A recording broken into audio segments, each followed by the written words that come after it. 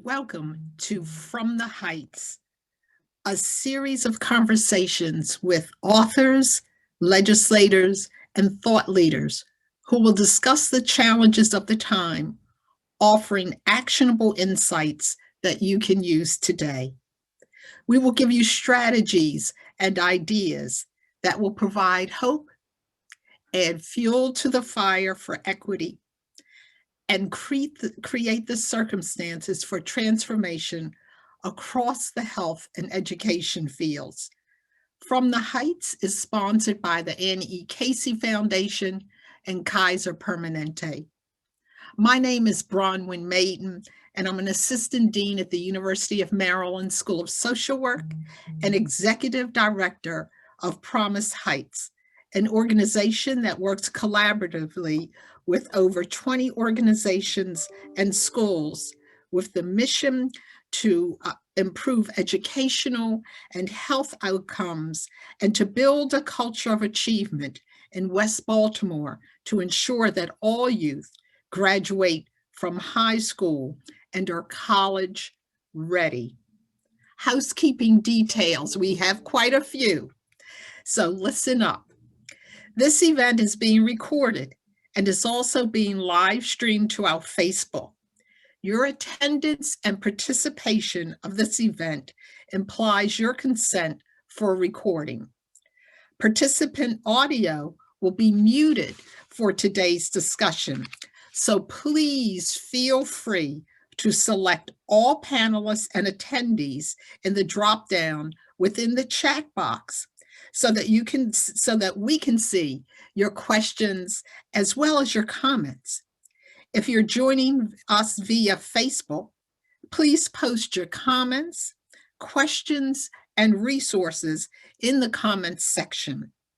Following today's discussion, we will send all registrants a link to the recording, resources, and insights shared in today's session. If you need technical assistance anytime during this, you can hearing or seeing the event, please send a chat message to all panelists and one of our technical support staff will assist you. If you're registered for continuing education units and have questions, please email the CPE office at cpe@ssw.umaryland.edu. Certificates will be sent directly from that office to you. We will be tweeting throughout the session. If you would like to join us, please use the hashtags From the Heights and hashtag Black Butterfly Project, hashtag Dr. Lawrence Brown, and tag us at hashtag From the Heights. If you would like to purchase Dr. Brown's book, The Black Butterfly, please contact Charm City Books. The email address is listed in the chat box. We are pleased today to be joined by two guests that will discuss the Black Butterfly, the harmful politics of race and space in America. Our first guest is Dr. Lawrence T. Brown, who is a friend to us at the School of Social Work and also a friend of Promise Heights.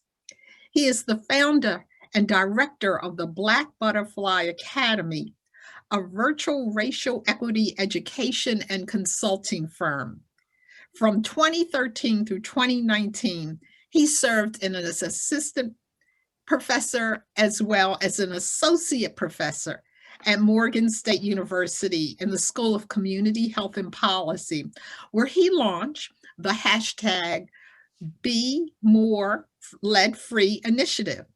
In 2020, he directed the U.S. COVID-19 Atlas work and response for the County Health Rankings and Road Maps program.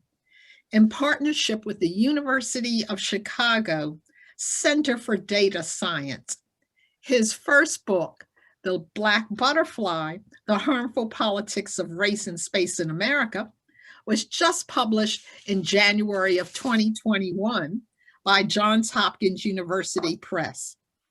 We're also joined with our friend, Dr. Nadine Finigan-Carr, a prevention research scientist focused on the application of behavioral and social science perspectives to research and contemporary health problems, especially those that disproportionately affect people of color. She is internationally recognized as an expert on minor human trafficking and sexual exploration. She is the deputy director of the Ruth Young Center for the Institute for Innovation and Implementation at the University of Maryland School of Social Work, where she leads the Prevention of Adolescent Risk Initiative. Dr. Finigan-Carr is the author of Linking Health Education for African American Student Success. Please welcome Dr. Lawrence T. Brown and Dr. Nadine Finigan-Carr. Thank you so much, Bronwyn. Thank you for that introduction. Hey, Lawrence. Hey, how are you? Good, good. So I'm sure that the audience just said a lot, heard a lot about us, and I think it's time to give the people what they paid for.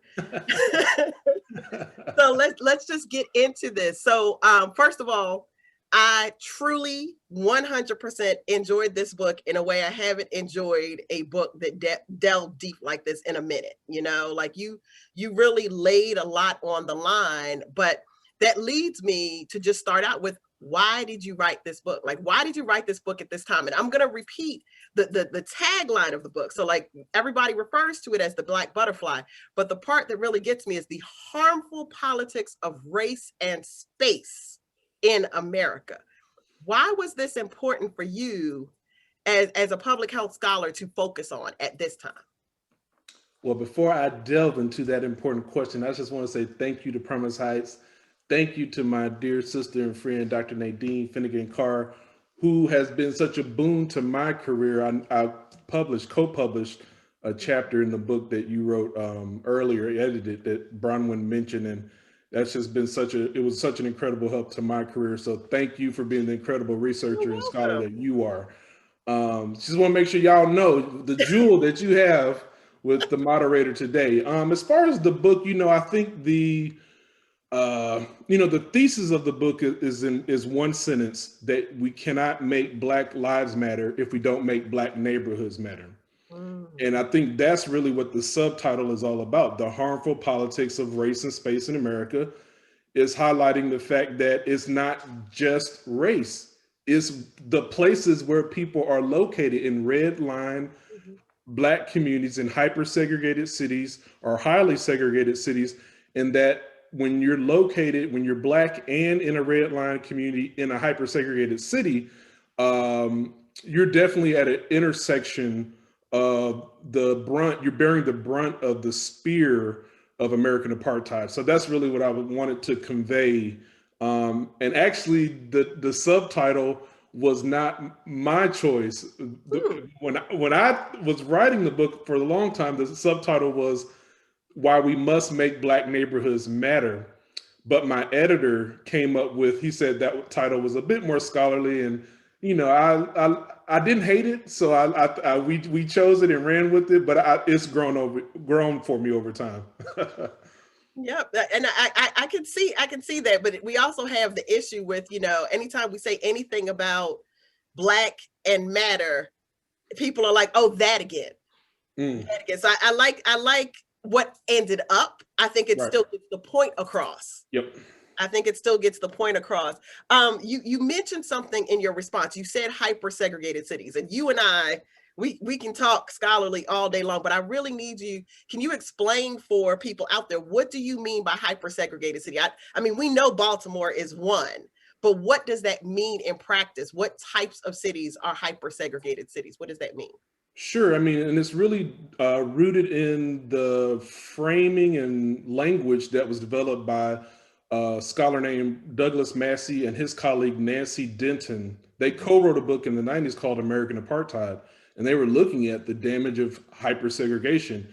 And they looked at 5 measures. A lot of times researchers look at racial segregation and they look at one measure. They looked at 5 measures. And those measures are isolation, unevenness, concentration, centralization, and clustering. So those 5 measures, and they look and they see, they all range between 0 and 100. And if a city ranks high in over just one of those categories, it's considered to be very low level segregation. If it's over 60 on 2, then it's moderately segregated. If it's over 60 on 3 of those categories, it's highly segregated. And then if it's over 60 on 4 or 5 of those measures, it's considered hyper-segregated according to their scheme. So I looked at it one day and I said, well, that's just like a hurricane, 5 categories. And so I basically started running with calling Baltimore, which is highly segregated, over 60 on all 5 measures. I started calling it a category 5 hyper-segregated city. And it's just like a hurricane. Category 5 is the most intense, most devastating, most damaging form of racial segregation that we have with these measures. And, you know, Baltimore is a category 5 hyper-segregated city, as are the other 7 cities that we know very well: Chicago, Flint, Detroit, Birmingham, St. Louis, Milwaukee, which statistically is the most hyper-segregated, and then Cleveland. So, you know, we know a lot about these cities: Flint, water crisis due to toxic lead exposure; Chicago and Baltimore all actually have also lead poisoning issues, but also very renowned for high levels of violence and homicides. St. Louis actually is number 1 per capita in terms of large cities.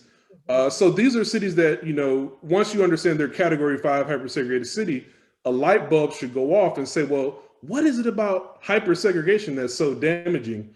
And that's what I really try to delve into and show in my book, that hyper-segregation means you have the hyper allocation of resources in white communities, but the hyper deprivation of resources in Black communities. And that is the damage that racial segregation inflicts on Black neighborhoods and the Black lives that are in those neighborhoods as well. Right. And all of this, as you get into and layer so nicely, stems from various applications of white supremacy over 400 years. Right. So you even talk about how here, the fact that white supremacy and violence in our politics, everything from when Black people would move into a neighborhood, Black people who had earned their way into a neighborhood would move into a neighborhood and be driven out, right? You know, the rocks in your houses, you don't belong here, get out of our neighborhood. Everything from that on one end to forced displacement, to forced either being run off your land or having your land swindled out from under you. Even today, when we're thinking about subprime loans, predatory lending, and all of that, and how that contributes to the destruction of Black neighborhoods, but it all stemming from white supremacy. Can you just talk us through a little bit about that? Sure. I mean, the overarching sort of model that I use is the conceptual model of historical trauma. And since I got host privileges, I'm just going to put it up on the screen. And this is it. This is the model that really, it just blew me away. I was at a conference back in, I think, 2014 at Prairie View A&M in Texas. And there was a scholar named Dr. Tanil Marley. She's White Mountain Apache. And she presented this model, which was created by Michelle Sotero. But the original concept of historical trauma was developed by a Native American Lakota scholar named Maria Yellowhorse Braveheart. And so she was using the concept to describe what happened to the Native American community in this country. But this model really gave it this sort of application of Maria Yellowhorse Braveheart's theory, gave it a public health focus. Yeah. And so it's this idea that when you have mass trauma experience, it's impacting entire communities, not just individuals, but entire communities, populations. And whenever you have a dominant group that inflicts its way of life on a vulnerable group, so this can happen through war, through imperialism, through caste, through enslavement, through apartheid, or I think I said caste as well. When you have these systems that are ways of life imposed on vulnerable people, you end up with these 4 different components of the mass trauma experience: segregation / displacement, physical / psychological violence, economic destruction, cultural dispossession. And the thing about this model, it shows it's not just impacting the first generation, but also the secondary and subsequent generations. So it's an intergenerational model. Right. And being exposed to that I was researching all those things, but it put it all in one place. And it revolutionized my scholarship. And I was off to the races after that. And that's the thread that's running through my book: ongoing historical trauma. And that ongoing historical trauma happens, and you know, on my end, because you got that historical piece, I go on the like, how does it impact us? How does it intersect with our psyche, right? Mm-hmm. So like that ongoing intergenerational historical trauma, which I also, you know, speaking in terms of my Piscataway brothers and sisters and my Cherokee brothers and sisters, we refer to it as soul wounds. Because it literally has an impact on the soul of the community as well as the soul of the individuals as it transfers from generation to generation. So, and then if you think about it in terms of these soul wounds, you're chronically grieving. You are chronically mourning, and there's no, and what we typically do as, you know, as Black people, as we're mentioning our Indigenous brothers and sisters, like we have mourning practices that in the past several years have been stunted. And especially in the past year and a half has been even more stunted because of coronavirus and the fact that we are disproportionately impacted by that. So we are living in these neighborhoods, right? The neighborhood destruction that you outlined, and we're living in places where you talk about the actual living conditions that have resulted. So the water crisis in Flint. I think back, you know, I was talking to a First Nations person on the border between here and Toronto in Canada, talking about on the reservation why you still have people who don't have ready access to water. And what is the first thing that they tell you when coronavirus hit? Like before they even started telling us to wear masks, they were telling us, make sure you wash your hands every time you come from inside. But yet we're in neighborhoods where the water is not safe. We're living in close quarters where they're saying if someone's exposed, then live separately from each other. But we purposefully do not live separately, both because of the neighborhood destruction, but then also because we live in community.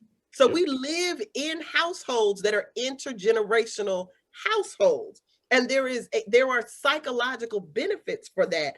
And in some places, like in the story of Miss Gorham that you talk about, in some places, even though when we start to live like that and then neighborhood destruction comes in, it actually disrupts us from being able to continue living in community. When Big Mama dies and Big Mama had a reverse mortgage and now we lose the house, and you have several generations that are now unstably housed as a result of that. Living right now in this coronavirus time, that's even more exacerbated, right? So, and that also is a form of violence. It's a form of, you know, we have the structural, we have the actual violence, but then we have the symbolic violence when we end up in these situations as a result of all of this white supremacy. And the cure, right, for all of this is the fields that we work in: public health, social work, education. This is the cure for it, right? But presumably. But as you say, and as I've said, public health as a field has been complicit in the neighborhood destruction. So in the forced segregation, in the racially restrictive policies that you describe, and then, you know, we're virtually in a school of social work right now being hosted by From the Heights, thank you to the Promise Heights initiative for this, but we're virtually in a school of social work, and social work as a field was built on structural racism. It was built on we are teaching the marginalized how to act. You know, so social work, we're going to fix you. Public health, we're going to fix the neighborhood by moving you out of it. You know, and so both systems, though, you know, and then education, there's several more things we could talk about with education, but both systems, if we stick to public health and social work just for this piece, both systems are looked on as doing good in support of our communities, but they've been complicit in the destruction of Black neighborhoods while saying that they are serving the marginalized. So what can these fields do now to support Black liberation? Because to me, that's the next level, right? That's where we're going from here. So what can these fields do? How can they change? Well, you know, I list 5 steps to racial equity in my book. And the first step is obtaining a deep historical knowledge of the problem. A lot of people want to run out, solution, where the solution at? We want a solution. It's probably people on this webinar right now. Give us a solution. No, you don't need the solution yet. You need to understand the root of the problem. Now, the root of the problem for our fields goes back really to, I think, like you say, what they were trying to achieve. But in fact, they were helping white supremacy sort of achieve its objectives. For public health, this is very, very explicit because you have Baltimore Mayor James Preston, who followed John Barry Mahul. James Preston, the original rationales, Baltimore started, it pioneered, it was the first city to pass a racial residential zoning law in America on December 19th, 1910. The initial rationale and they had multiple ordinances because the courts kept striking them down, but the initial ordinances, they were using the notion of real estate, that when Black people moved in, home values went down. And so that kept getting thrown out of court, so they needed a new justification. It turned out under Mayor James Preston, the health commissioner and the assistant commissioner, they started using public health data to say, look, these Negroes, which is what Black people were called at the time, or colored, these Negroes are dying at a higher rate due to tuberculosis or cholera or yellow fever. They're intrinsically diseased. Hence, we need to segregate them, in effect, to quarantine them. And that was used, public health was then used as a legal basis for racial segregation. And so I think just right there in the inception, when public health doesn't know that history, it doesn't realize how it functions as a wing of government that often enforces urban apartheid and American apartheid overall. And I think that's the thing that I think our fields have to be clear on. We legally, our fields partnered with the mayors, and then you have to look at, well, how does that translate today? Now we have COVID. Yep. And how are vaccines being distributed? Are they being distributed equitably across our cities and counties? No. Are we getting into vaccine apartheid already? Let's go. But this is what I'm saying. What happens when you have a president that's talking about drinking bleach and the hydroxychloroquine and all these other things? How and governors want to reopen way too soon? If you're in public health, how do you handle that? How do you handle it when governors and presidents are passing policies that are against the health of populations in these states or across the country? So it's the same sort of element where you have public health fighting against, or trying to figure out, will it fight policies, practices, systems, and budgets that enforce urban apartheid or American apartheid overall, or will it stand apart and challenge it? And I think that's been the issue for our fields. I think far too often our fields fall in line with the leadership and say, well, if there's going to be a racist regime or racist allocation of vaccines or racist allocation of testing sites, oh well, there's no challenge, there's no pushback. And the pushback comes from people who look like you and I, right? Like, we're pushing back But it's like, but who is holding the purse strings too? Like, we are not the CVS's, the Rite Aids, in terms of the in Florida, the Publix. Yep. You know, like we're not the ones who are the corporate entities that are distributing the vaccines.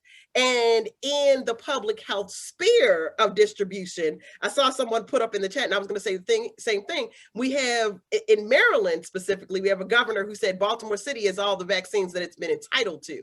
However, in the 100% of vaccines at the time he said that were distributed in Baltimore City, about 85% had been distributed to people who did not even live, work, play, you know, all of the social determinants of health things in Baltimore City. Mm-hmm. About 15% of those that the governor had given had been distributed to Baltimore City, and 100% of what had been distributed by the Baltimore City Health Department, which in comparison to what the governor was doing was a drop in the bucket, had been given to people within Baltimore City. And you are literally talking about disproportionate. So we have disproportionate of living conditions, you know, the disproportionate, the neighborhood disenfranchisement, the conditions leading to the spread of the coronavirus mm-hmm. being disproportionately felt, the brunt of it on Black communities. Mm-hmm. And now we have disproportionate rollout of the vaccine. I believe the last time I checked last night, Maryland was 18.9% of the population of the entire state has been vaccinated. And it's in Baltimore City, it's closer to 10% of the population. Mm-hmm. And you're a professor, I'm a professor. I'm sure even if you're not a professor, as far as I'm concerned, an 18.9 out of 100 is a failing grade, correct? So if one of my students said, well, I have an 18.9, I should be able to, I don't think the answer would be yes. Like, it's like you're not passing. But yet we have states, not just like Maryland, we have Texas and others that are in that 10 to 25% range of vaccination of their entire state. So to me, it shouldn't just be us pushing back. Like, it should be, even, you know, white people, everyone should be pushing back on the vaccine rollout, but instead the spin that you hear is vaccine hesitancy mm-hmm. in the Black community, when we don't even have it. It's not a hesitancy. It's if you don't have it. If you don't have it. Right. And it's the same story, you know, part of what you talk about in the book in terms of the hospitals, you know, the anchor hospitals. It's the same story when we think about when the Affordable Care Act first rolled out, right?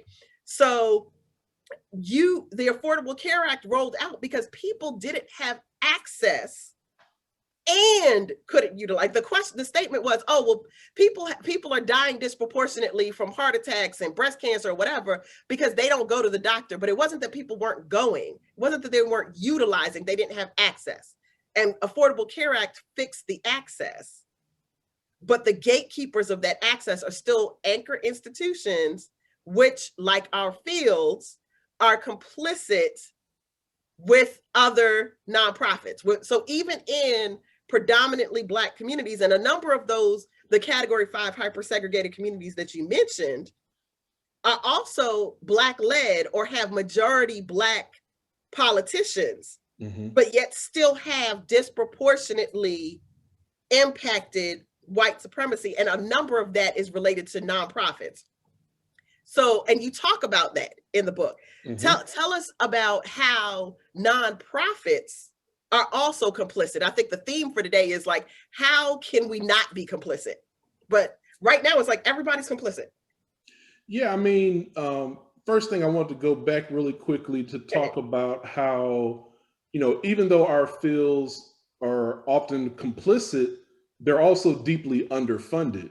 Yes. So there's that twin challenge of, you know, working to maintain systems of oppression, but then not having enough funding to actually do our jobs the way we want to do them and the way we know they should and could be done. Mm-hmm. So there's that dynamic. And because there's an argument about, you know, defund the police is like, well, public health has been defunded.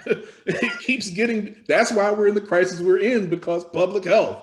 Well, and the other piece of it, talking about social work and public health, is everybody's going to defund the police and put social workers in their place. But if social workers are complicit in anti-Black racism, right, that if we don't fix that issue, doesn't matter if you defund the police and you put social work, they're going to still work to uphold the system that they were built on. Right. So, I mean, and these are the critical ways we have to examine. And I say the same thing about public health. Like, you know, I see a lot of people, they're protesting police. I'm like, why are you? It's good. I'm glad. But protest your own field. Like, go challenge the mess in our own field. Don't just run over to police because it's comfortable. When you got millions of people marching against police, I want to see marches against apartheid, public health apartheid. I want to see marches against social work apartheid, because like you say, it's all playing a role. And so I think that's what we have to be really clear about. And so I think, you know, that's what I try to illuminate in my book, is that it's no one silver bullet. It's every raggedy system, every messed up department at the government level really has every academic field or practice field really has to look in the mirror and examine itself. Don't just protest the police. We got mess in our own house that we have to address, and we have to be serious about it, and we have to get to the roots of it. We got to be honest about the history. What did we do historically? Because that's going to illuminate the path for us in terms of understanding what we need to do to dismantle apartheid in our respective areas, and then create equitable neighborhoods, systems, departments, academic fields, you know, that can make Black neighborhoods matter. So that's the work. It is work. This is not a game. It's not something we can play around with. This is going to be, you know, and it took us 400 years to get in the mess. So there's no quick fix to this thing. We're going to have to work at it, you know, assiduously to get to where we need to be. Yes. I'm glad you said that there is no quick fix. Although, you know, I don't want to wait another 400 years to get out of it either. You know, like there's no quick fix, but I also don't want people to be like, well, somebody's doing a little piece here, so it'll get there eventually. Like, we still have to, like you said, work assiduously at it. We can't wait. We have to keep pushing. And you brought up equitably and equity, you know, like, and racial equity. And you talk in track 6 about the Segronomics, and how addressing those Segronomics needs to happen as part of the solution, to help rebuild our communities, to help heal our communities. And I was wondering, as I was reading that, I was like, can reparations be used in that way? Because everybody talks about reparations, and then you hear, you know, like in the barbershop movies, like, oh, if we give people money, they never gonna live again. Or right now, people are getting their stimulus checks. And the worry about even passing the stimulus was, well, if we give people money, they might not want to work. And I'm sitting there going, people haven't received money in months. Their bills are behind. Trust me, they still need to work. This is just going to get them over a little bit of a hump. But that was part of the discussion, similarly to when you talk reparations, is if you give people money, they'll never do work. This like shiftless Black person stereotype surfaces whenever you talk about reparations. But could reparations be used as a tool for racial equity and rebuilding our neighborhoods? And how would you describe that happening? Sure. I mean, it's in many ways is the tool, and thinking about repair broadly. So it's not just reparations. I think when most people talk about reparations, they're talking about the federal government, and I'm highlighting in my book, well, it's these municipalities. You know, Baltimore City helped the federal government redline, subprime, marginalize, and demonize its own communities. Over 200 cities across America created the colloquially known redlining maps, but the official name is residential security map. So the Homeowners Loan Corporation, which later became the Federal Housing Administration in the 40s. So the federal government got involved, but the cities were right along with the federal government, helping them. Hell, that's where the Negroes live. So that's what we're going to redline, which denies Black neighborhoods capital, access to capital for home loans and for small businesses. So you wonder why unemployment's high. You wonder why wealth is lacking. It's because of redlining and subpriming, which is the basis of Segronomics, which is a term developed by Noliwe Rooks in her book, Cutting School. And, you know, she's talking about it in the sphere of education, but I took it and said, well, this is we can apply Segronomics all the way around. Again, Segronomics is the hyper allocation of resources in white communities and the hyper deprivation of resources in Black neighborhoods. And so it's Segronomics then that's at the root of this thing. How do you, and a lot of our fields, just to tie this to what we were talking about earlier, a lot of our fields are looking at individuals. Well, what do we need to do to fix these individuals? No. You have to fix the spaces and places which have been placed into an apartheid spatial regime.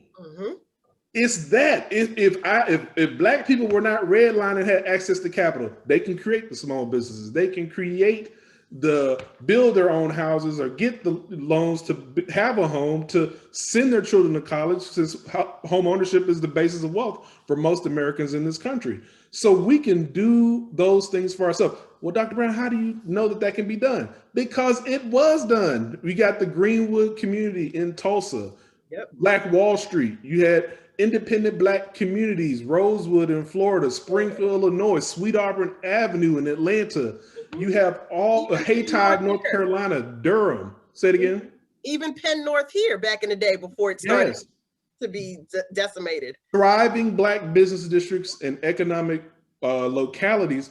Black people had them coming out of slavery. The problem, as I discuss in my book, is that they were destroyed intentionally by white supremacist violence or like urban renewal, highway construction through Black neighborhoods. And that happened in Haytide, North Carolina, happened a lot in Baltimore as well. Urban renewal was huge here. So I think that's the thing, is understanding the policies, the practices, the systems, and the budgets. So a lot of people talk about, systemic racism, structural racism. I say, name the policies, name the systems, name the budgets, look into the budget. We need to understand, when in Baltimore, like many cities, when we spend more on policing than we do on health, housing, arts, parks, workforce development, and civil rights combined, that's an apartheid budget. So these are types of things we have to be very, very concrete, very specific, redlining, subpriming, uprooting, demonizing Black neighborhoods. That's why Black people struggle. And that's what I wanted to really sort of get at for public health, because I got tired, real tired of seeing all the data. Yeah, you know how people do with data. Well, Black people are the worst at this and Black people are the lowest of that. And it's always the same story. And it's like, but you're not telling why. Exactly. Why? You are not telling the story of why. What happened to Black neighborhoods that then go along to inflict negative health outcomes on Black people. So I think that's the thing. That's the service I'm rendering to my public health community. I don't want to hear no more data stories and disproportionate this and health outcomes that don't tell the story, because otherwise you end up stigmatizing people and putting the blame on them, when in fact, like you said, shiftless, the narrative is really the other way around. We got shiftless systems, lazy departments, we got raggedy government. That's why we're in the mess we're in with COVID. We got to start looking at it that way. They need us more than we need them.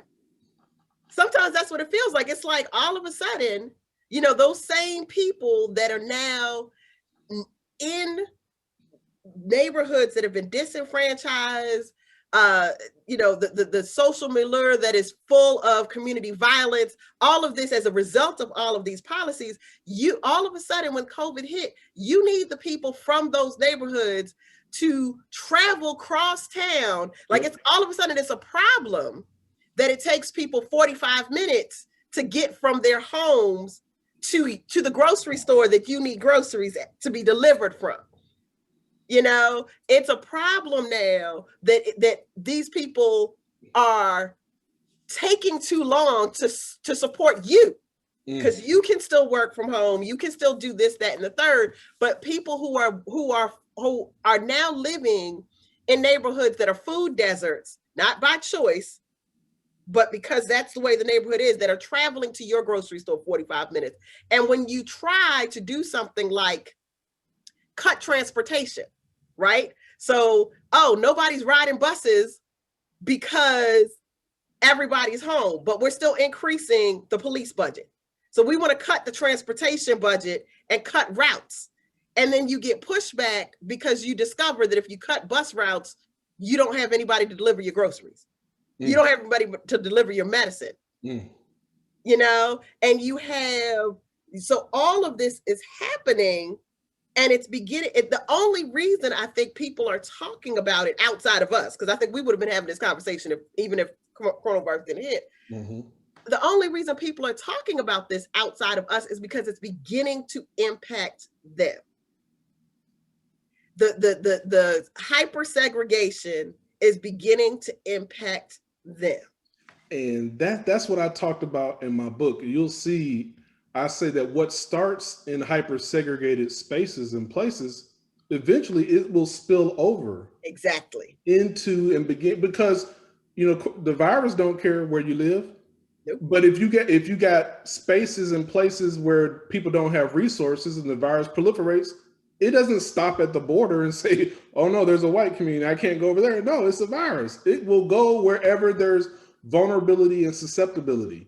So as long as America is maintaining red line spaces, Native American reservations without resources, U.S.-Mexico border counties in deep poverty, Appalachia, even white Appalachia, you know, with deep disinvestment and the outsourcing that's going on there, the opioid epidemic that's going on there. When America doesn't care about neglected spaces, those are just, it becomes breeding grounds for your pathogens that then will eventually spread beyond those spaces and places. And so, yes, it's crazy to realize, but we are actually all connected.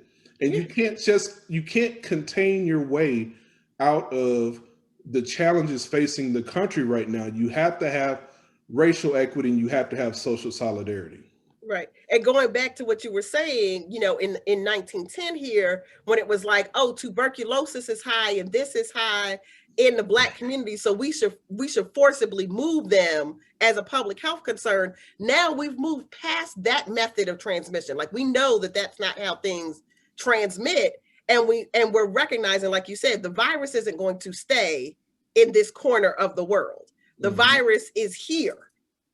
And because of the systems that we've created, the virus isn't going anywhere until we fix this. It's almost as if the independent, pull yourself up by your bootstraps United States has recognized that, oh, wait, we're actually interdependent, and we're interdependent on them Black people. Right. Like, how do we change that? What do we do?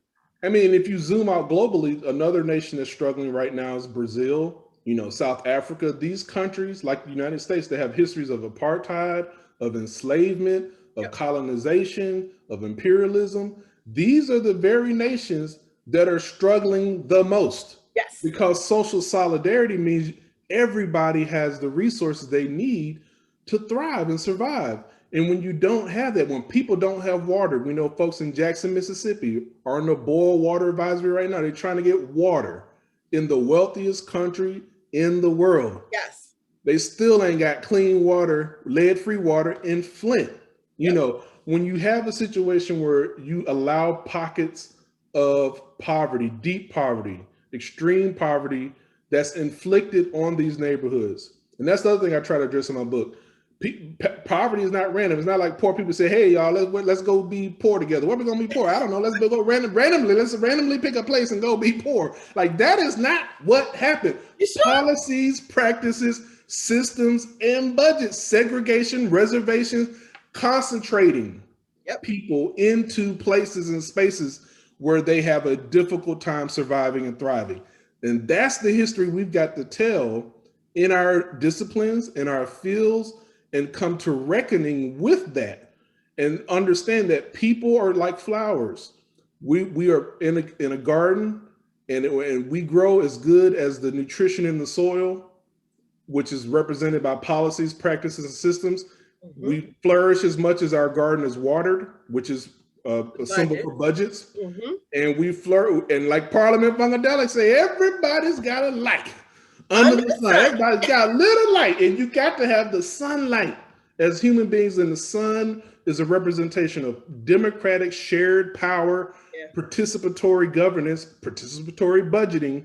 These are the things that we as human beings if you want to use the analogy of a garden, this is what people need to thrive. And we got people in our fields that want to come in and say, what's wrong with y'all flowers? And don't look at the soil, Right. Don't look at the water, and don't look at the sunlight. And that's the thing we got to really target. Right. And when you talk about, I mean, we have the metaphorical, you know, the policies, practices, soil, and the budget of the water and the sun, the accountability, and all of that. But we also, in the communities that we're existing in right now, because of what has happened, we are living in soil that is full of lead, and water that is full of lead, and lack of sunlight. Yep. Because of the way that our buildings, our houses are constructed to block out the sun in ways. I think of your typical Baltimore row house where the only windows are at the very front. You know, so as you walk through your house, there are no windows on your sides. There may be one or two in the back, but your house doesn't even have sun on the inside. And that is not by mistake, that is by design. Right. So we have the metaphorical garden, and we also have what we are living in as a result of these systems. And when you think back to, you mentioned, you know, all of the different variations of Black Wall Street in Tulsa and Florida and in Springfield, all of these ways where Black people actually did organize. And yes, it was segregated, but it was self-created segregation instead of externally imposed segregation, right? Because when we were asked to integrate, and I say ask very loosely because it wasn't a request, right?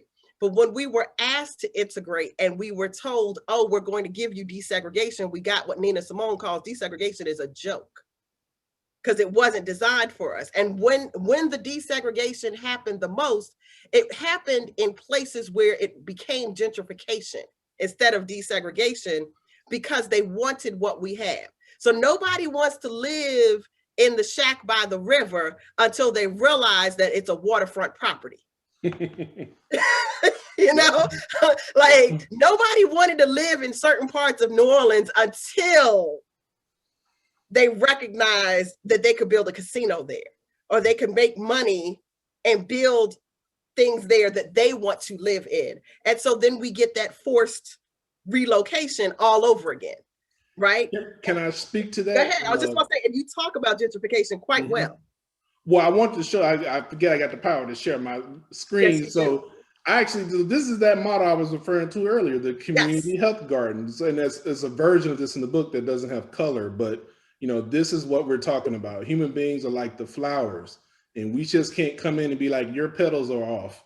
You don't have enough, your stem is not, it's like, look at all the other factors that contribute to the growth of these flowers. And our fields in social work and public health have to deal with these policies, practices, systems, budgets, and power. These are the things that we have to deal with if we want to actually help create thriving people and make Black neighborhoods and Black lives and all other folks matter. So I think that's the thing that I want to highlight there. And then to your point about desegregation, I was looking at this tremendous article here from 1970, and it talked about how that Black teachers and principals, hundreds of them have been demoted, dismissed outright, denied new contracts, or pressured into resigning. So they were asking the Nixon administration to help deal with the fact that these Black professionals had been displaced in the wake of school desegregation and elimination of all Negro schools. And so when Nina Simone says desegregation is a joke, and I think a lot of people don't realize, because we're very, we have a very limited conception of history in our field. And a short memory. Yeah, we don't go to the source. I'm showing you the primary source document. The loss of Black schools in particular meant the decimation of Black educational leadership and expertise. And so really, I mean, this is the type of thing that we have to be very clear about. And this is why desegregation did not work. I would argue that America has never really desegregated in any full way. What we have done is we've allowed Black people into white spaces under the condition that white spaces will remain the same, that we won't actually change the culture, that we won't actually change, say it again. That we comply. Right, which is why there's this other beautiful article called Impossible Burden by scholars that talk about what happens when Black professionals go into white spaces. And it's like we're forced to conform and sort of move in a way that actually is hurting our souls and our spirits and psychologically. It's very damaging. But this is what we're saying. We have not fully desegregated in any real way in America. We've allowed partial desegregation, controlled desegregation is what I talk about in my book. And so, this is the work before us right now. Those three great civil rights acts of the 60s, the Civil Rights Act of 64, the Voting Rights Act of 65, the Fair Housing Act of 1968, and then the ones that followed in the 70s, the Equal Credit Act of 1974, the HDMA home mortgage data, and I can't remember what that A stands for, but the HDMA data that, allowed us to track mortgage lending by race. Right. The 1977 Community Reinvestment Act. Even when you have those policies put in place, oftentimes they're put in place without teeth. They're put in place without enforcement. And you got Supreme Court, Congress that come behind and actually weaken those later. So the struggle continues. And this is what I'm saying. We got to be serious. This is why it's serious work to actually make America the country that it should be, to make Black lives matter, to make Black workers matter, to make Black spaces matter. All these things are things that we have to look at in very critical ways if we're serious. Now, a lot of people want to think that they're serious. And I think that most people playing around. I get what I call equity-itis these days. Equity-itis is when people be talking about equity, and I be getting sleepy. I'm like, oh Lord, there they go talking about equity, and they not doing nothing. You get equity-itis. They not dismantling anything. They not desegregating nothing. And you got to have desegregation before you get to diversity. Some of y'all want diversity, but ain't desegregated.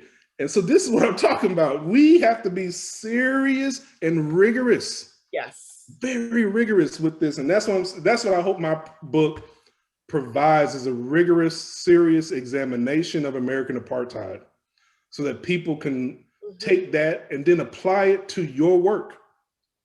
And in doing so, if we all work in our spaces where we are to actually dismantle these systems of oppression, then we can actually make Black lives and Black neighborhoods matter. And I like how you said that. I really do, when you talk about, and I'm glad that you pulled up that source document from 1970. But when you talk about the fact that we were moving out Black teachers, Black professionals, I mean, not that we're talking about my book, but that was the whole point of my book, right? Was like education and health and how they go hand in hand too. And but when you talk about Kamika Royal, shout out, I don't know if she's listening, but she talks a lot about that in Philadelphia. Yep. When you talk about the disenfranchisement of Black professionals who are doing it, who are, the Black educators, and then we're getting back to Black neighborhoods, and you talk about live near you work programs as a tool of gentrification, which it is now, But I remember when I was a part of Baltimore City Public Schools, and I remember when I had friends that were teaching in DC public schools, when DC was still Chocolate City, not what it looks like right now, and friends that were talking in Chicago, who are in Chicago public schools, and all of us who were brand new teachers in hyper-segregated Category 5 cities, when we were and for my millennials and Gen Zs and Gen Cs out there, when we would have to write actual letters to each other because we couldn't even email or text, and we were sharing discussions about this. But back then in the early 90s, when Black people were coming back to teach in these communities and wanted to work in these communities, there were live near you work programs for teachers, for police officers, for firemen. Like, there was a whole push It was the teacher next door program, the cop next door program. There was a push almost, it was a very short-lived time. I'm smiling because I got receipts. I know you do. I love having receipts because you said the 90s. Well, look at what happened. Look at what happened in the 2000s. Yeah, we were like, we want to work here. We want to live here. We're buying our houses here because we want to be committed to the community. We want to live in the community. And now it's like flipped. It's like all of those live near you work programs that would have supported, because now we have cities like Oakland, California, where teachers cannot afford to live in the Oakland school district. They cannot afford to live in the Oakland, San Francisco, Greater Bay Area. That literally they're Ubering and working in Starbucks to supplement their income, and there are no live near you work programs to subsidize them so that they can live there. You know that, so how are you going to have that? But you talk about live near you work, how it's been flipped around as a tool for gentrification. So go ahead and please bring that slide back up, because I looked at it real quick. Yeah, because what you said in the 90s, and this is what happened to Black teachers in the 2000s. Right, when they flipped it. Right, and so you see the mass reduction of Black teachers. I talk about this in the book as well. Look at it, Chicago lost almost 40% of its Black teachers in a 12-year period. New Orleans, through Katrina, this period is covering Hurricane Katrina, the whole school district was charterized. They lost almost 2/3 of their Black teachers. You know, so Baltimore, I think, lost around 50% of ours in that time period as well. And so this is what I'm talking about, being very specific. You know, in the places where I deal with education in the book, I'm looking at what's going on with Black public schools. Many of them are being closed disproportionately. Chicago, they closed about 50 Black public schools or 50 public schools in 1 year back in 2013 or 2014. You know, and what is the impact on Black neighborhoods when you do that? Yep. And that's the type of thing I try, you know, what happens when you reduce drastically the percentage of Black teachers in these localities? What happens when Black students are disproportionately expelled and suspended? So this is what I mean by being very rigorous and specific, not loosey-goosey, but pulling up the data, getting very serious around what's happening with different people, different populations, different spaces, different classes of laborers, and digging into the impact. And that's the thing with Live Near Your Work. Live Near Your Work is just another gentrification subsidy. It's a gentrification grant, because what I say is that in the book, where are the stay where you are grants? That's if you're gonna give people money to move in to a neighborhood around an anchor institution, then you need to give people that live there and have been living there even more money so that they can stay, because you know bringing in those people is going to cause cost of living to go up.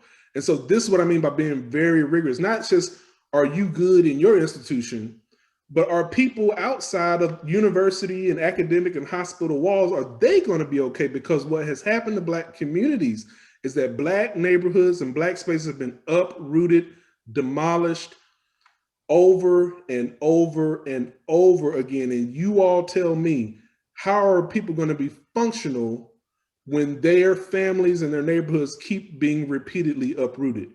It's not going to happen.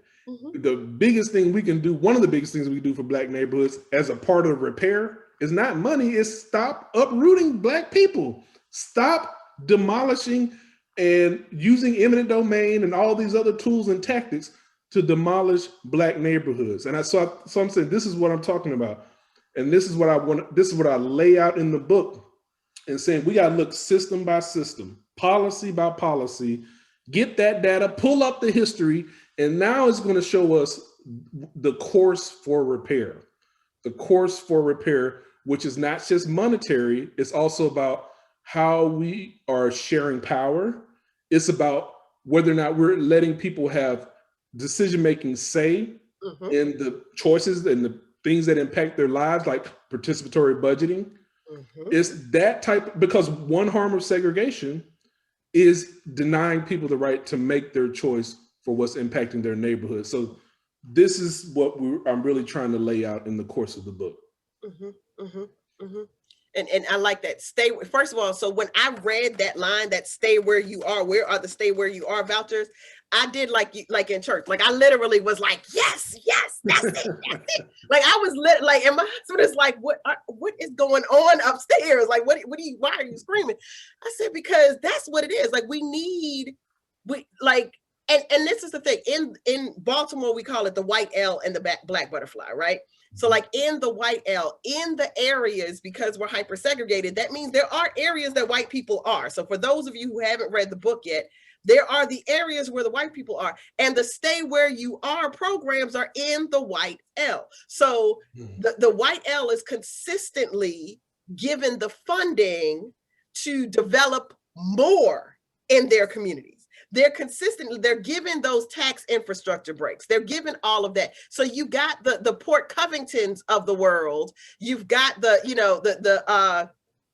areas around the FDR Drive in New York that are stretching, that used to be just Manhattan and that are going all the way through the Bronx. Because this is not just a Baltimore problem. Right. Baltimore is the case study for everybody else right now. And so there are stay where you are programs. They know how to implement them. They just choose not to implement them in Black neighborhoods. All Black people are the risk instead of the promise. We are owed, but we're not receiving because of, and what we went back to in the very beginning, because of white supremacy, because these systems are designed to keep up the system. And so, yes, you can have, someone can say, I live in the white L in this neighborhood, and I want to build another Starbucks 2 blocks away from the Starbucks that already exists. And in my mind, I'm going to say that's a bad business decision because it's only 2 blocks away. That's my mind. But in terms of the system's going to say, well, it's in the white L and you are a white person. So I'm going to give you the money to open this bad business decision, Starbucks, 2 blocks. And sorry, Starbucks, I please don't let my stock go down today because I've been talking about y'all bad.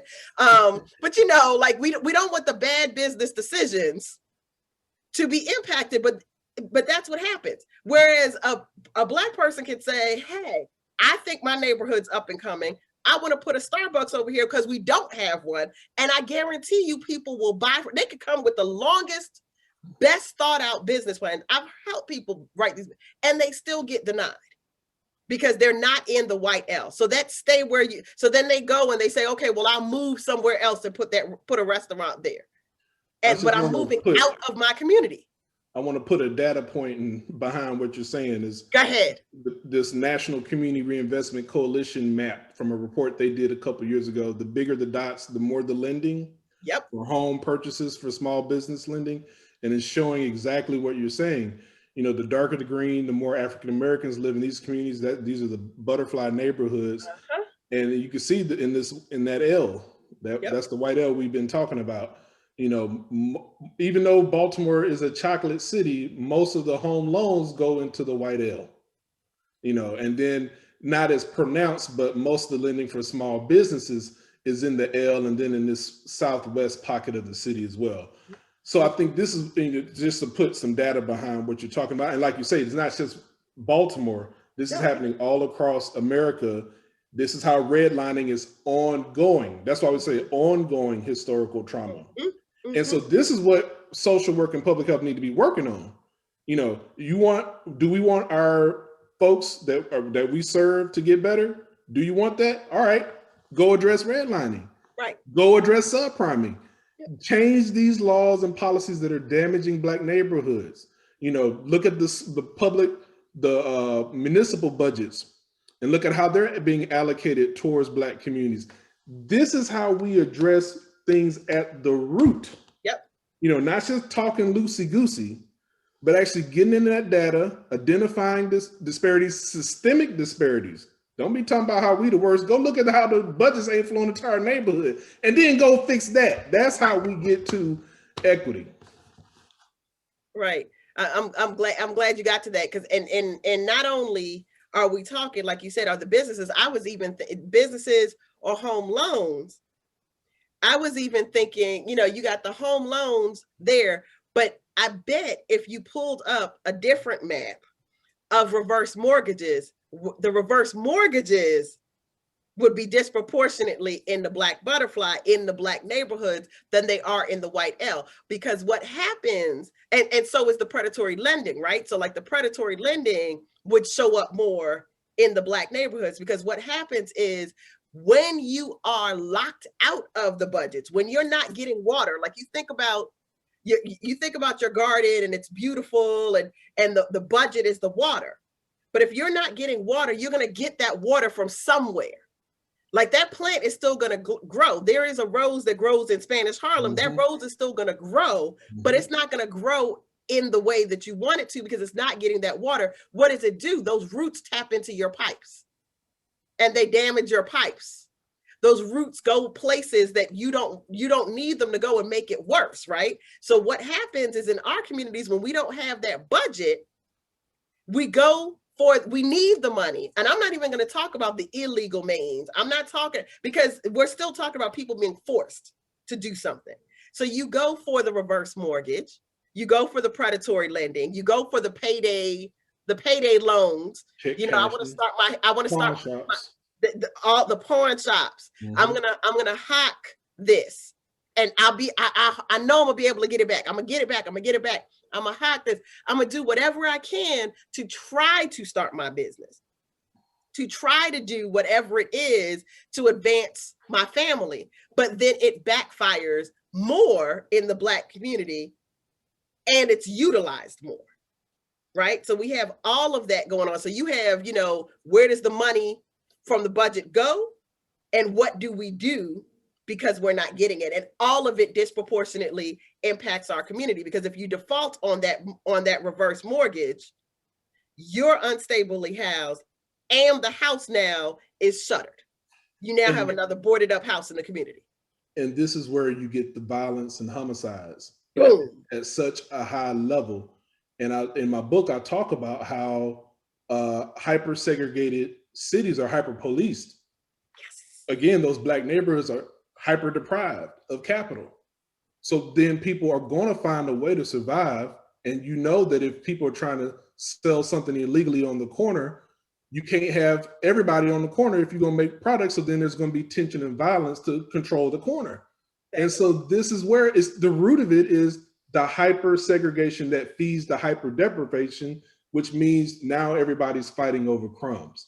And so that's where you got to take, what seems to be pathological at the individual level, or ascribe it to the culture, and actually get back to the systemic that's actually at the root and underpinning all of that.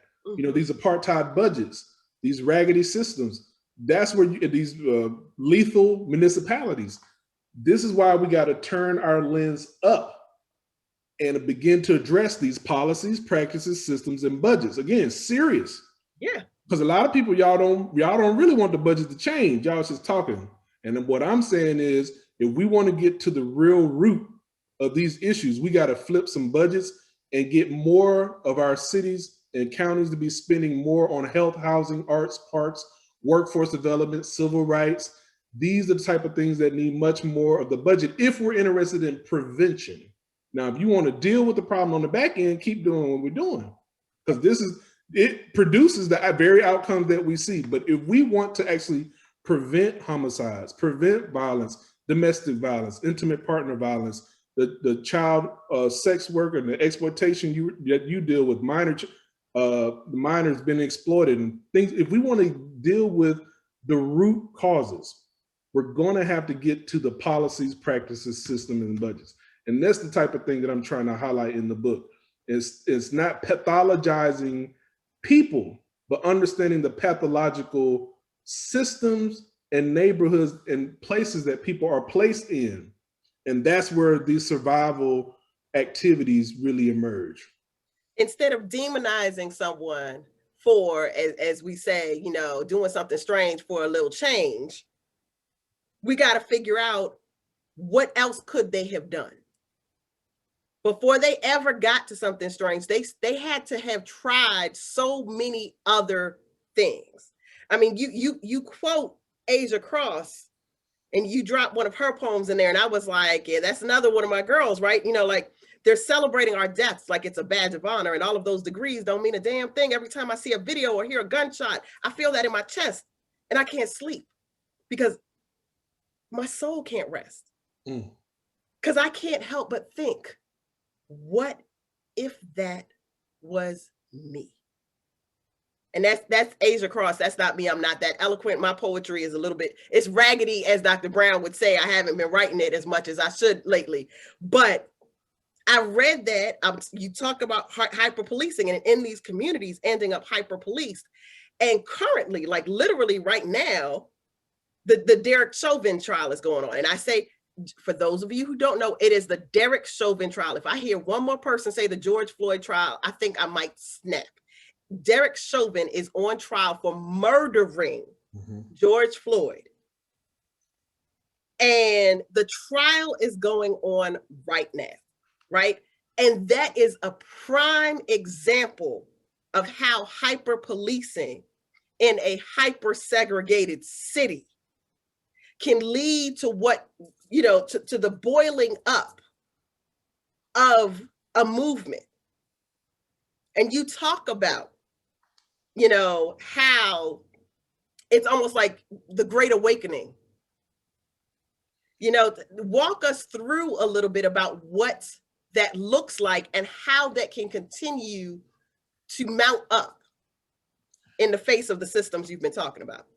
Well, you know, I talk about it, how urban uprisings are the end result of Black neighborhood destruction, that when you keep subpriming, redlining, uprooting, dispossessing, hyper-policing, marginalizing, demonizing Black neighborhoods, after a while, they get pushed to the edge. And we know what Grandmaster Flash said, don't push me because I'm close to the edge. I'm trying not to lose my head. It makes me wonder sometimes how I keep from going under. And when people get pushed to the edge, oh yeah, it's going to be some consequences and repercussions, as they say. And that's where the uprisings come from.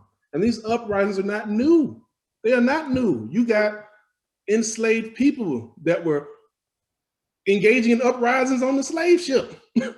So there's been uprisings ever since New Orleans in the early 1900s. You know, Nat Turner, Gabriel Prosser, John Brown and his white sons and Black enslaved rebels, you know, leading up to the Civil War, actual insurrection, except the Confederates were the rebels. But, you know, America's had a long history of rioting. The American Tea Party was a riot. So I think, you know, this is what we're saying is that, so everybody riots. We all do remember what happened on January 6th, right? I just want to make sure everybody remember. Everybody riots. The problem is when Black people riot, how does America respond, and does America recognize that uprisings in Black communities happen when people are pushed to the edge? And that's when everybody wants to get serious. Oh my goodness, this is a Black uprising. No, we need people to be serious before the uprising. Prevent the uprising by making Black neighborhoods matter. That's what I'm trying to illustrate in the book. That's what I'm trying to say, is that we don't have to get to that point. No. America's always trying to fix stuff after the fact. And that's why we're in the pandemic mess that we're in right now, because we're trying to deal with it after the fact. We didn't have a good prevention plan in place. And so that's what I'm saying. We got to recognize, look in the mirror, like, look, public health, I'm telling public health, we failed. Yes, we failed, we flunked. F. CDC, F. State public health, F. City public health, F. So that's the only way, because that's what you tell your people in social work, right? You tell them you got to go to counseling and you got to say, I'm Lawrence Brown and I'm alcoholic, right? And then when you got to admit it. Well, we got to admit some things about ourselves and say, you know what, we are raggedy. It's a hot mess the way we set up systems that can't do nothing to prevent the issue. That if we can start right there, if we can get leaders to say, we messed up. We didn't do a good job. We've been flunking the whole time. Now, what can we do to get better? If we just start right there, we can make a lot of progress real quick, like you said. And you ain't gonna make no progress until people actually look in the mirror and admit that at the systemic, governmental, academic level, all professionals, we got to do this. Yep. Not just telling your clients and the people you serve to do it. We got to do it. And we got to do it quick, fast, and in a hurry if we're serious about making Black neighborhoods matter. It's funny. I read something on Twitter yesterday, and the young person said, you know, humans, like, think about the brilliant minds of humans. We could have manifested anything into the world, and we chose to manifest white supremacy, anti-Black racism, and colonialism. Like, why were those the things that we chose to manifest when we could have done so much more? And that really struck me, because I was like, you know, that we've got to now work on the reverse. Like, how do we undo all of this? We've got to undo all of this. And now we've got a couple of questions from the audience that have popped up over time. I've noticed a couple of snaps and a couple of other stuff. Yeah, we got y'all ready to they're ready to go out and protest, but I need them to do the inner work too, you know, like, because I you know, I'm a wellness person as well. And I'm saying, like, as we're doing everything else, you got to do your inner work. You got to fix you. Just like you said, you got to fix the system, and you got to fix you, because we're a reflection of the system. And even though we're calling out white supremacy, we're not forgetting the fact that we're all so much a product of it. You know, that as Black people, we sometimes refer to it as respectability politics, right? Like we've bought into it so much that we're perpetuating it ourselves. But let's go. We got a couple of questions here. So, Dr. Purifoy. Hey, Dr. Purifoy. So she asked the question. She said, so she's out in Chicago. That's the other part of it too. Okay, so let's talk about another place. She says, so as we both have noted, remnants of the extinction theory that was embedded in the health wing of the Freedmen's Council still stalk us to this present day. And this, of course, was and is based in white supremacy ideologies, which we know. What is one idea that can help social work and public health take a giant step to assuage this without continuing to put the work at the feet of us, the victims of white supremacy, to navigate the continual health disparities, the ongoing trauma? How can she says, I know this is loaded. This is just it's a question that combines both of our fields. But truly, like, what is a big step that we can take? And it's true, not putting it at our feet. I mean, I like the fact that people are buying our books, but I mean, it can't just be us.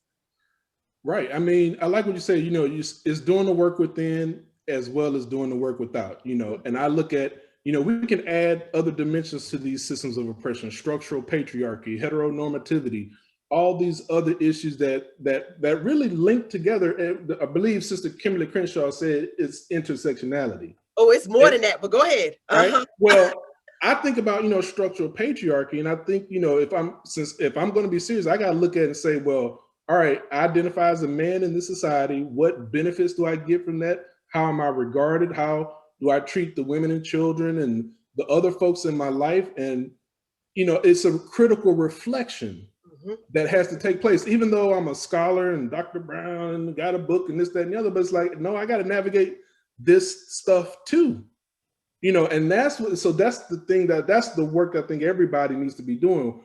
Wherever you identify, however you identify, whatever your orientation is, and whatever place you are in these systems, you have to actually look and see, all right, where are these systems interacting in my life? And then what role am I playing in helping these systems of oppression to continue to manifest and replicate themselves? And how am I challenging it? How am I working to dismantle it, you know, personally and professionally? So I think it's work that everybody has to do, everybody. And so I think that's the thing is you know, is taking that challenge, is really taking that challenge to engage, you know, in a rigorous way in the systems of oppression that damage and harm and inflict damage on people's lives.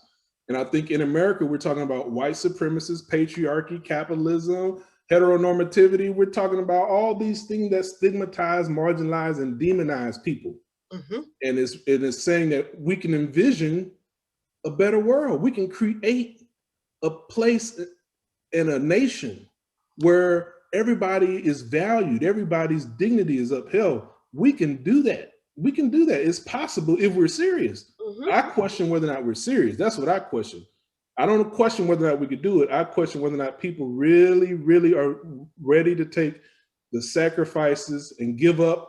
If you got power, relatively speaking, if you're ready to give up some of that, and I don't think most people want to give up the power and privileges they got. I think people talk again. I get equity-itis because I don't think people are really serious. They're putting me to sleep over here.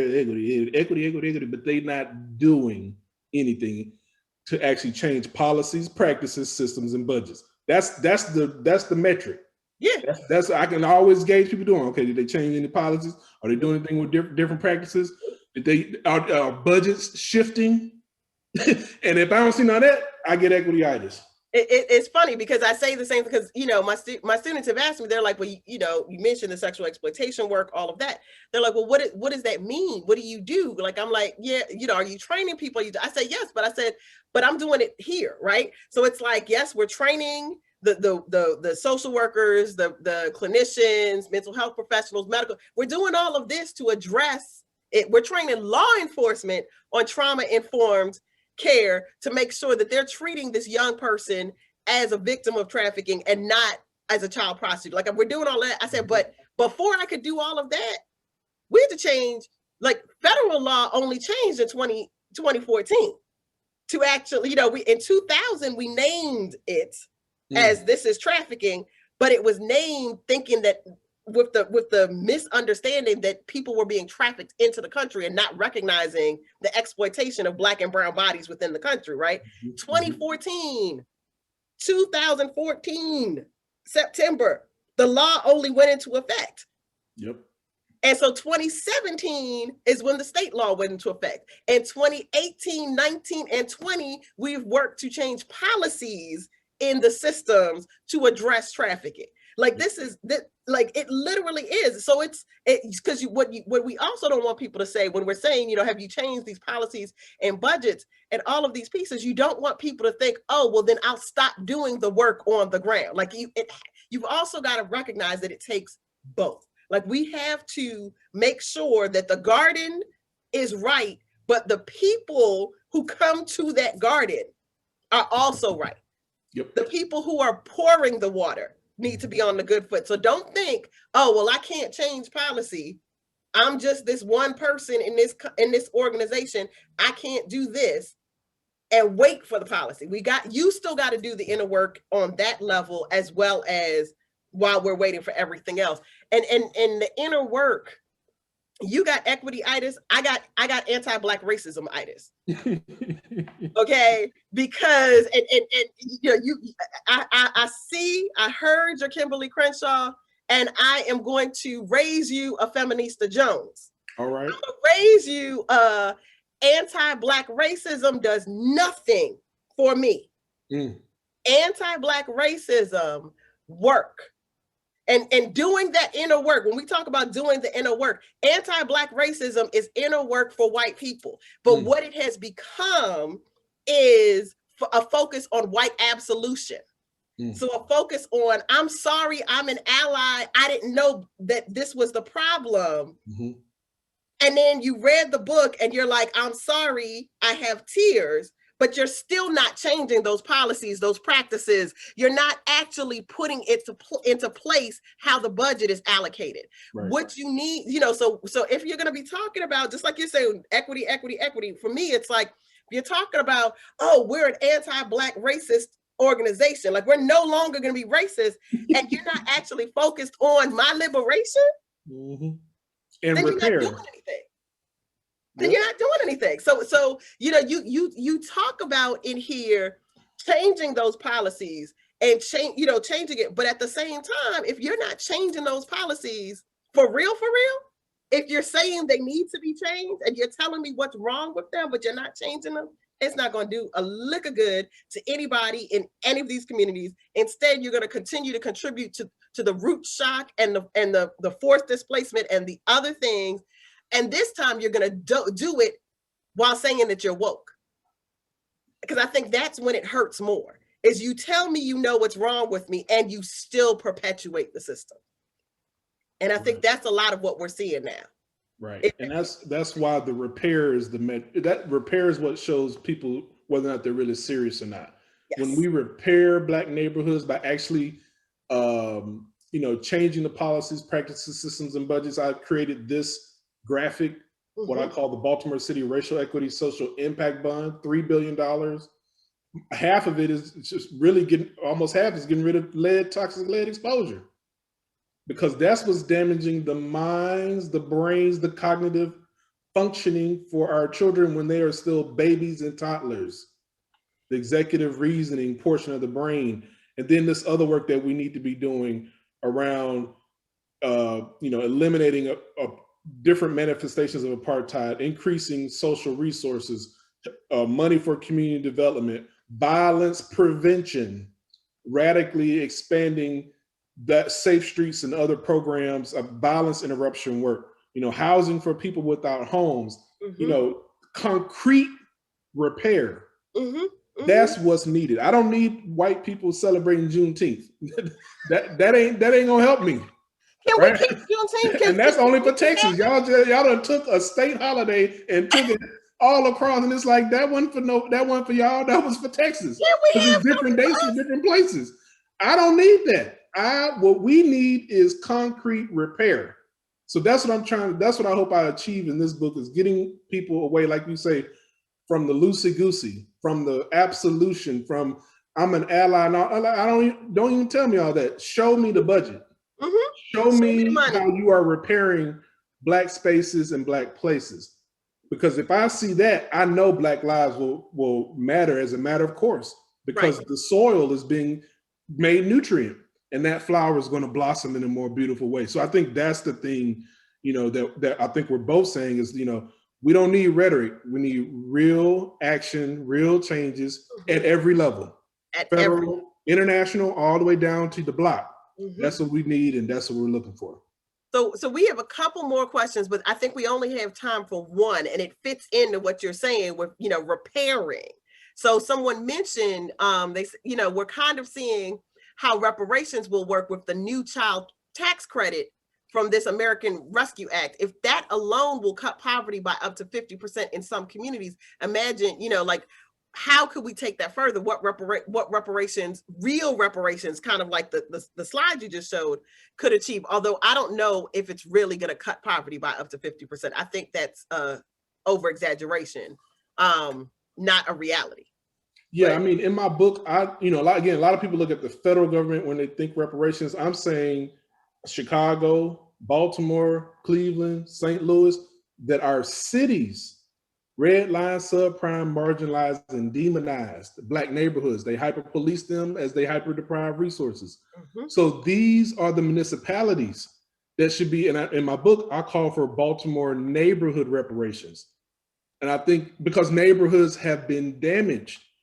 And so it's collective reparations, not just, here's something for somebody. It's saying, look, our whole community has been harmed. So now we need resources. I say take 10% of the city budget. In Baltimore pre-COVID, the budget was around $3 billion. So that's $300 million. Divide that among the top 15 or 20 red line Black neighborhoods. Put together neighborhood repair councils, 15 folks or more, that represent a representation of folks across the community, and let them decide democratically, how are we going to spend this money to repair the damage that has been inflicted on our neighborhoods? See, that's repair. It's addressing the capital deficit as well as the governing deficit. So people are participating, and I shouldn't act like this is something I just totally came up with. Another great book that inspired my thinking is a book called The Challenge for Africa by Wangari Maathai. Brilliant Kenyan Nobel Peace Prize winner. Her book really is the most powerful thing I've ever read outside of the good book. And so I think, that's the thing that I'm saying is we got to think about actually making it concrete in very real ways and actually get into these budgets. That's when I know it's real, is when I see budgets coming and shifting to actually make repair a reality. Yes, well, we are coming to the end of our time together.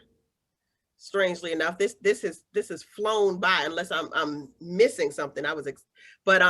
This has flown by. I thank you for multiple levels, right? I thank you for writing the book in the first place. I thank you for being my friend, and for this wonderful conversation. I know we could go on forever, ever, and probably like sit down and just in a discussion end up with another book all together, right? Like we could just sit here and write a book, talk it into a computer and get it printed. So I thank you so much for your time this afternoon. And I turn it over to you if you have any last burning, that's my brother, any last burning words that you would like to share before Bronwyn pops back up and scares us on the screen. I'll just close with the thesis. You know, we cannot make Black Lives Matter if we don't make Black neighborhoods matter. Thank you all. I really appreciate y'all coming out. Yes, thank you. Thank you very much. Wow, thank you so much, Nadine, as well as Lawrence. I mean, if you didn't hear, it is very clear that, you know, policies, practices, systems, and budgets, but also to work on yourself so that you can understand the history of a lot of the practices that happened in America. I want to thank you for joining us today for our second From the Heights. Again, you can order the book, The Black Butterfly by Dr. Lawrence Brown from Charm City Books here in Baltimore.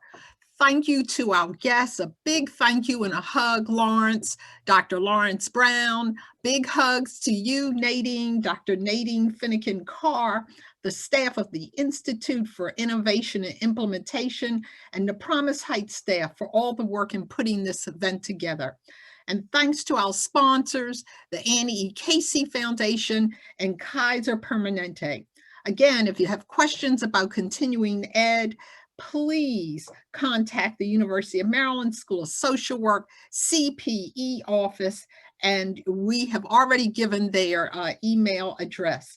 Please join us Monday, April the 12th from 2 to 3:30 Eastern Time for a discussion about the Black maternal health crisis in the U.S. Black moms in the U.S. are 4 times as likely to die from maternity-related complications as white women. What's the story behind the statistic? But more importantly, what is it that we can do to try to impact these numbers? The registration link will be coming soon, and please, until then, goodbye and stay well. Thank you.